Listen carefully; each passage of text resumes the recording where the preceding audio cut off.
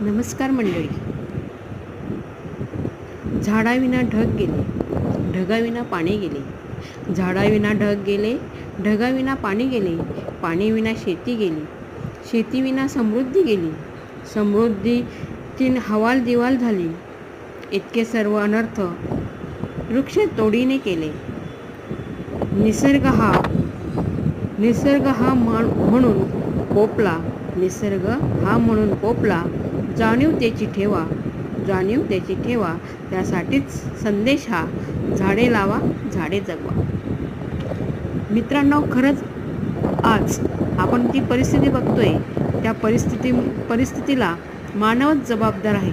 मानवच हा वृक्ष तोडी करू लागलेला आहे स्वतःसाठी, इतर कामासाठी. आज आपण जर बघितलं तर आपल्याला अरण्य हे दिसत नाही आणि त्यामुळेच निसर्गाचं चक्र हे बदललेलं आपल्याला दिसून येत आहे. जर आपल्याला पूर्वीसारखी समृद्धी हवी असेल, पूर्वीसारखं सकस पीक हवं असेल, तर त्यासाठी प्रत्येकाने आपल्या मनामध्ये एक संदेश जपला पाहिजे की निसर्ग माझा मित्र,